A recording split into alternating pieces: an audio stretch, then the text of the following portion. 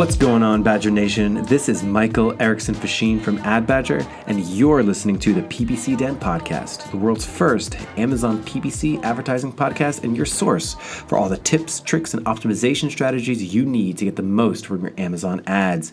Today, I'd like to welcome you to our fourth episode, an episode that I'm calling Advanced Basics. You're going to really sort of revisit some of the basics that I think allow us to do more advanced things on Amazon. So stay tuned. As always, I am joined by my co-host, the one, the only Brett, who is down there in Austin. How's it going, Brett? Good afternoon, everyone. How you doing today, Mike? Not so bad. I am not in Austin. I am spending the winter in Cincinnati, Ohio. What you doing up there? Well, Ad Badger was accepted into what is known as a startup accelerator.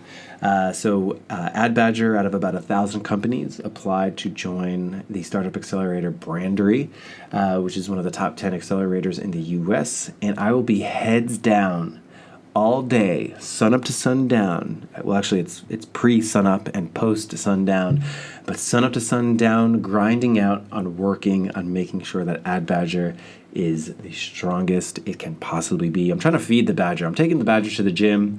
We're doing bench press. We're doing, the Badger's like running laps. The Badger's going to be very big and very strong at the end of this accelerator, and I couldn't be more excited.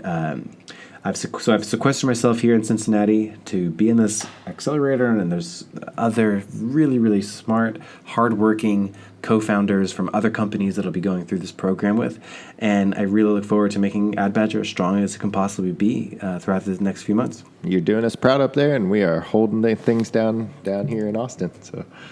That's right. I miss our audio and video studio. I think that's great. For those that are watching on the video here, I have a cell phone on a tripod on top of a box. I'm in a call room. It's not big and bright. There's no windows in here. But I'll be okay. I'll be all right. Yeah, I got my audio set up on top of a giant book here too, so. We are putting ourselves through the most harsh conditions, all for the sake of our listeners out there. So thanks everyone out there for listening. Let's jump into some Amazon advertising news. I will kick it off. So early data started to roll in from sort of Thanksgiving week and Cyber Monday and Black Friday. And the first thing, no surprise, is that ad spend during the days of sort of Black Friday and Cyber Monday, spending was up about 350% during that time versus the previous week, right? No surprise. Everyone's spending a lot more during, that intense weekend of sales, which is no surprise. And the thing there is, as you can imagine, Brett, take it away in terms of how many new sales happened year over year. I think you were mentioning this earlier. So the average marketplace seller on Amazon did 20% more this Black Friday than they did in Black Friday of 2017. So that's a huge improvement. Yeah, Amazon advertising is a rocket ship right now, and we are all along for the ride. More and more people are flocking to the platform. More and more businesses are moving budgets from Google ads and Facebook ads over to Amazon. That's a huge jump, right? 350% more spend that week versus the previous week, and 20% more sales that week versus the previous year. Those are really big gains. And part of that reason is, cost per clicks are really good on Amazon. Conversion rates are really good on Amazon. Like a bad conversion rate on Amazon is like 5% from your ads, where 5% would be a super reach goal, sort of the clouds part and the sun shines through. Like, it'd be so hard to get a 5% conversion rate on Google ads, and that's like a bad day on Amazon advertising. So I think we're going to continue to see a lot of these trends moving there. So that's really, really important to know. And a really interesting thing about where that revenue came from. Where did some of this revenue come from? It looks like 21% of all of those orders were done by smartphone. So that means that more people are taking that thing out of their pockets and, going on Amazon and purchasing right through their cell phone and, ditching laptops and desktop computers. So what do you think about that? When we were reviewing this news, I noticed that it was 16.8% last year, and now it's 21%. So that's a pretty big jump right there, slowly but surely. And in terms of what I think about it, I think, we're going to see more of that, right? Like people are logged in on the Amazon app on their phone. All their information's on there. It's so easy to do it. I think we're going to continue seeing that trend for sure. It's been crazy, when we were kids, we had the landline phones, and then our parents got their first flip phone, and it was crazy. And now, here we are. Everybody's just ordering all of their products off of their phones. And yeah, how many sales took place on a flip phone? That's a question. Who's doing that research? Another thing that's definitely worth mentioning: episode 3 of the Ad Badger PPC Den podcast, we talked about the new product targeting features. We're going to talk a little bit about that today, so I won't touch too much on it. There's a new way to target your sponsored products ads. If you haven't heard that episode, be sure to go back. And if you are interested in getting more Amazon advertising news, what we're doing now is we're actually monitoring the official Amazon advertising blog. We're scanning through news websites to try to find all the information from the week about Amazon advertising. We're going to be talking about it every week on this podcast in the early parts of the episode, as well as publishing it on our blog. So if you haven't found that yet, go over to adbadger.com. And the last company update is we're currently hiring for PHP developers. So if you are a PHP developer and you are listening to this podcast, you are the perfect candidate listening to an Amazon advertising podcast with some PHP skills, because we are really eager to roll out more features faster on our software. And holler at me on LinkedIn. I'm easy to find, Michael Erickson Fasheen. I think I'm the only one. Brett, I'm a LinkedIn power user. But I understand you are not a LinkedIn power user. You definitely have me beat there. You got to check it out. I dig it. I like it. I get into some good conversations on there. Maybe one day I can get you to see the light on LinkedIn. Gotcha. And weren't we the winner for the coolest company to work for in 2018 award? Ooh, who awarded us that? Whoever ends up joining us as our PHP programmer. There you go.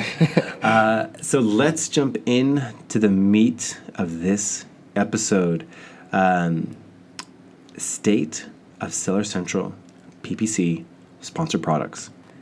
A return to basics said in an advanced way. That is a very complicated title, but I think it's fitting for what we're going to talk about and how we're going to talk about it. It's about to be 2019. Amazon is rolling out something new on their advertising platform seemingly every week, and it's getting more complicated. It's going to get more complicated without a doubt. Google ads, Facebook ads, incredibly complicated now because these platforms, they mature, they grow up, they add loads of new features. You cannot bid differently on different days currently, but you probably will in the future, right? So that's going to be another thing. You can't bid differently on different hours of the day, but they're probably going to add that into the future too. So things are getting more and more complex, which is why if we want to take proper advantage of all these new features, we need to get our fundamentals down pat.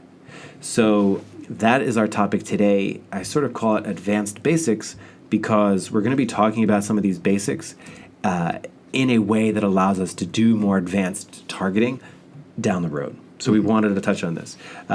Brett, you handle a lot of our customer support as it rolls in. Is this something that you hear a lot of people talking about, like just return to basics, like campaign structure? Yeah, for sure. So I think this episode is kind of inspired by all of those sellers that we see all the time who reach out and they say, I launched a couple new campaigns because I know I need to be doing PPC, but I'm not really sure where to start.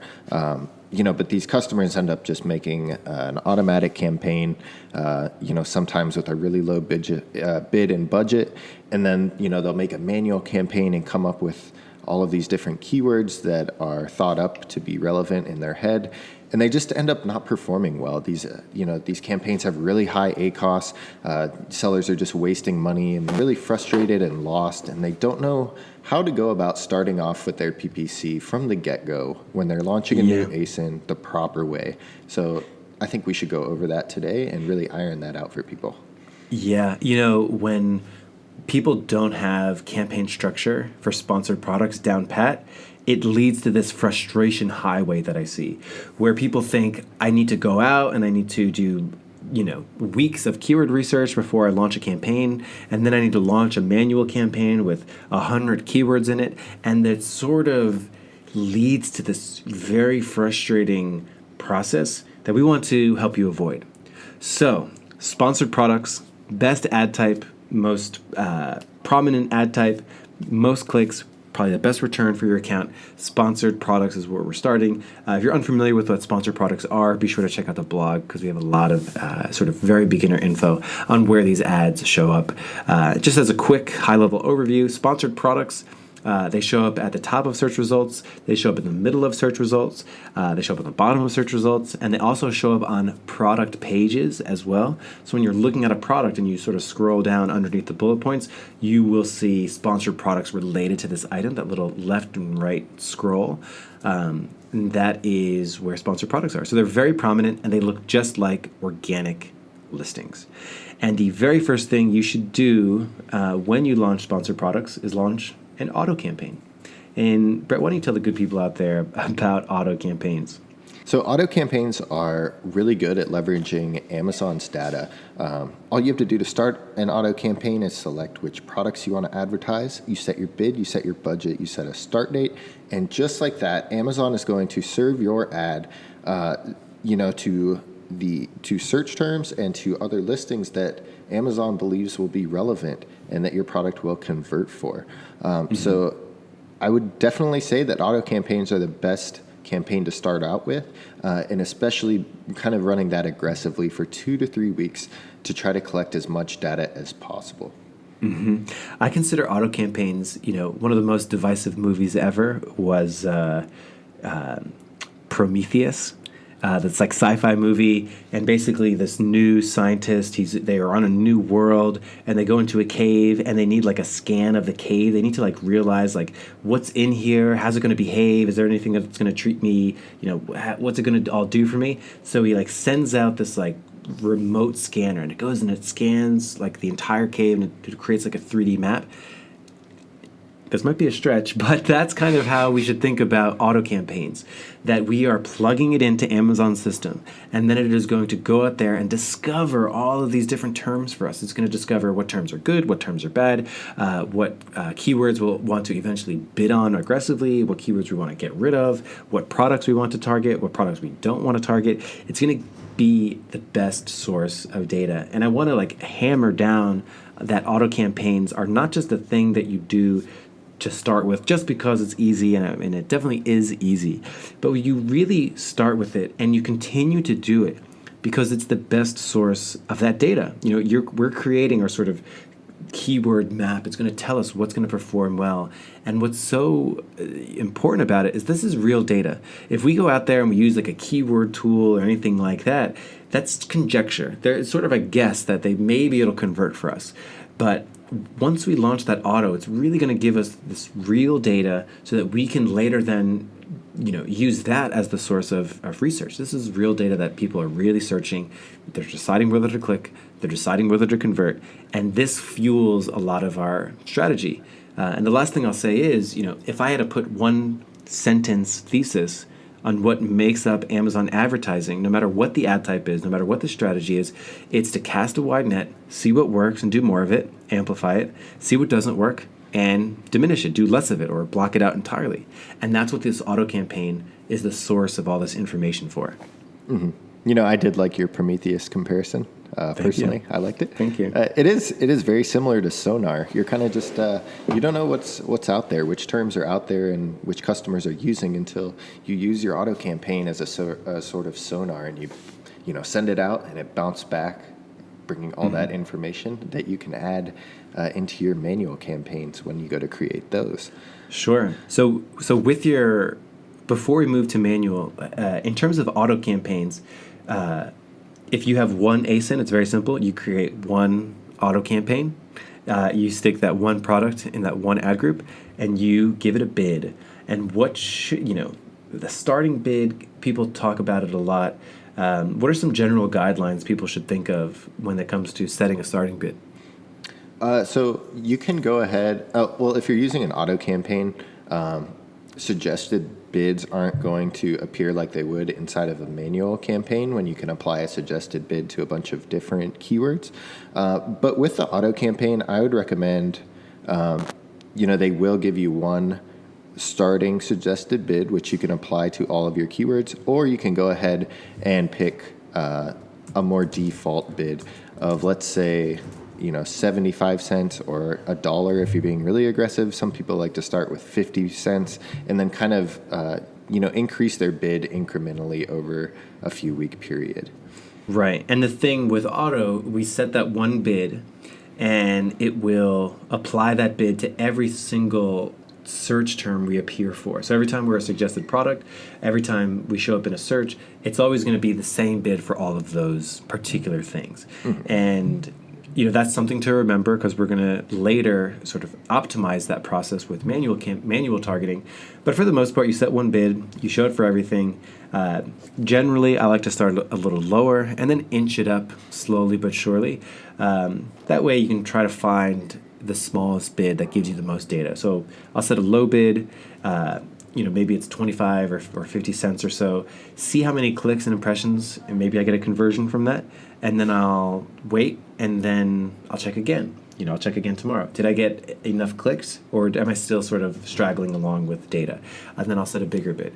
And then I'll sort of repeat that process for a couple days and see where that puts me. Hopefully I get some real hard data in terms of a significant amount of clicks.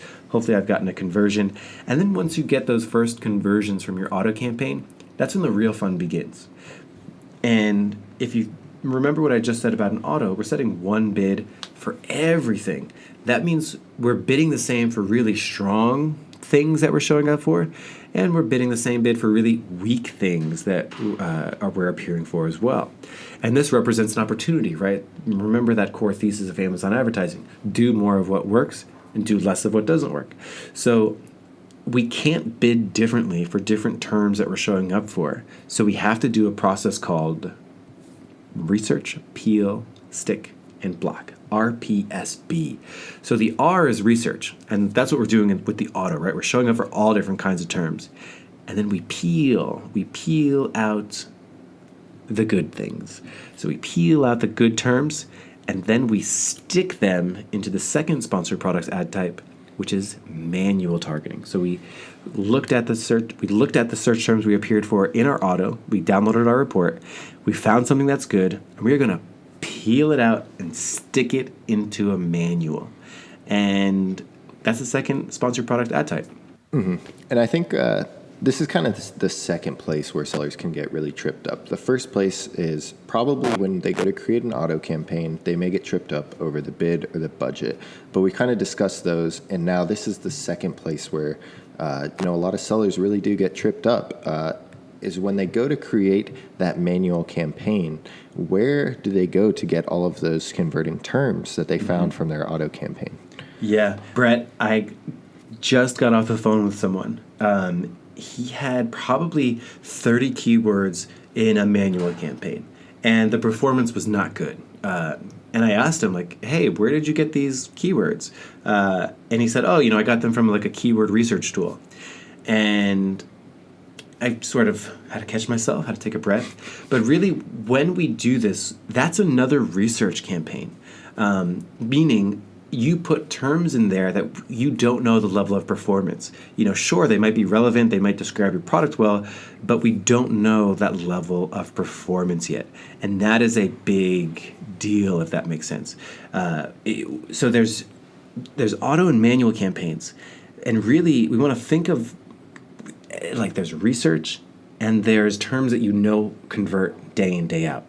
So if you are going to run manual campaigns and drop in keywords or drop in product targets that have not converted anywhere else yet, we have to remember that this is a research-based campaign. We have to remember that this hasn't converted anywhere else yet, and we are trying to find out if it does convert. We're buying that initial data. Mm-hmm. And that's my rant. That's probably one of the most common things I see when I hop into somebody's account is manual campaigns that are just stuffed with broad match and phrase match keywords that are just performing horribly. And every time I ask the person, they end up getting it from a keyword research tool, or these were keywords that they saw on their competitors' listings, right. or these are things that they just came up with in their head, and it's really not the best way to go about optimizing. Right. And you know what? There's nothing wrong with doing any of those things that you described. There's nothing wrong with keyword tools or trying to scan through your competition. But we have to remember, there's no guarantee that these things are going to convert because it's not based off any real data from your account. You want real data from your account? Auto campaigns, my friends. That's why we launched that auto campaign, and we get real data on what converts, and then that's our research. Then we peel out the terms that convert, and we stick them in a manual targeting as an exact match. And then we know the level of performance for this keyword. We're going to bid aggressively for things that do really well. And if something converts maybe a little lackluster, but it still converts, then we're going to bid really small. So that's this process that we're doing. We did our research. We peel it out. We peel out what converts. We stick it into a manual targeting. And the last step is we actually block it from triggering in our auto because we want it to show up in our manual targeting so we can bid exactly what it's worth as opposed to still bidding the average of everything in an auto campaign. Mm-hmm. So that's the process that I'd love to nail down. So we haven't even talked about broad and phrase yet, keyword targeting. I'm just talking about taking exactly what converts. So taking the exact search term that converted in the auto, turning it into an exact match, putting it as an exact match in a keyword targeting ad group. And then if it's a product that converted in the auto, so if you see an ASIN starts with B0, so when you're looking at your search terms in your auto, if a keyword converts, grab that, turn it into an exact match manual. If it's a product that converts, grab that, turn it into a product targeting. So target just that product. So we want to go from knowing fewer things about what we show up for to knowing more things about what we show up for. So when we cast an auto net, when we launch that auto campaign, there's loads of things that we're not going to know we show up for. So we need to look at that search term report, and then we want to do our peel. We peel them out. We stick them into a manual exact, or we stick them into a manual product targeting, and then we block it from the auto. And that's the general trend that we want to follow. And I love getting fired up about this, Brett. So just to really clarify and make it super simple, let's assume that I am a seller. I just launched my auto campaign. I set a starting budget of $30 a day. I set a bid of $1 because I wanted to be really aggressive. And it's been 3 weeks now. I've gotten some conversions, and I'm trying to figure out what my terms are that are the winning and converting terms. Where would you recommend I go to find these, and how do I go about adding those into a manual campaign? That's right. So go up top in Seller Central, hit reports, advertising reports, and then we want to look at the search terms. And the search terms report is basically what we have shown for in all of our campaigns. So it'll tell you every campaign that you had, what you appeared for, basically all the search terms. So the search terms is what you actually show up for. And it'll be a combination of keywords that you appeared for on a search, and it'll also be a list of ASINs that you appeared for as suggested products. And then we do that peel, stick, and block. Research, peel, stick, and block. There needs to be a wrap in here somewhere. But that process we need to repeat throughout the lifetime of our account. So we, just to recap, this is so fundamental. We do our research, typically in an auto campaign. We show up for a whole bunch of different things. We look at our search terms report, and then for the search terms that convert that are keywords, we turn those into keywords in an exact match manual ad group. And then the products that convert, we turn those into a product targeting exact match ad group. So pretty straightforward there. All we've done is this concept of sort of keyword graduation, where we're graduating up a keyword or a product that converts. We're turning it into a keyword. We're taking it from a search term, turning it into an exact match keyword. And then if a product converts, we're going to throw that into a product targeting as well. How are we doing, Brad? Is all this coming across, you think? Absolutely. One quick thing I did want to mention, because a lot of our listeners do use our software, is that instead of using search term reports, you could go right into the Forager and look through all your keywords there and apply a filter for anything with over 0 conversions, and that will give you all of those search terms. Yeah, I really am excited. Eventually, we'll have a positive keyword forager where you'll be able to maybe automate a little bit about this process, and we'll share that on the podcast when that comes around. I'm expecting that in Q1 2019. So at this point, we have peeled out all of our winning terms and even our winning ASINs, from the search term report, and we just stick these right into a manual campaign as exact match keywords. And then what? Yeah. So before we touch on phrase and broad, I just want to take a moment and be sure we have our naming systems down. So be sure that your campaigns and your ad groups are clearly labeled, like what's inside of there, why they exist. So my auto campaigns, I will write ASP, that stands for Automatic Sponsored Products. I'll often put my target ACOS inside of there. And if you really want to get funky, you can also label it R for research. You can call it a research campaign because you're trying to show up for lots of different things. And then you label your manual. I call it MSP, Manual Sponsored Product. Label my ad groups. I'd call it exact match winners, or core exact match. And inside this ad group, it's the VIP keywords, everything that converted. I just label that so I know exactly what's in it. But my target ACOS everywhere I can to not get confused. Same thing with my product target. I'll call it product targeting ad group, just so I always know what's inside of it, what my target ACOS is. And are we ready to talk about what to do with phrase and broad? I think so. So what are your main suggestions? How to manage match types? So do not forget that phrase and broad are totally fine, totally acceptable. I use them, you use them, everyone uses them, but we have to treat them, put them in a different bucket than we do exact. So phrase and broad are as research driven as an auto campaign was, in the sense of we're going to show up for things other than what we expect. It's a research-based thing. So what I often do is I'll actually break out phrase and broad into their own ad groups. And that's one strategy that you can do. And the reason I do that is just to know that these are research-based and showing up for lots of different things. I'd even venture as far to say that if you're a newer seller, that you shouldn't even really worry too much about having manual, The most vital things to start off with are that auto campaign and then peeling out your winners into the manual campaign. If your goal is to get to a low ACOS and have a campaign full of winners that have historical data behind them, then that's what I would suggest. When would you suggest really using broad and phrase, Mike?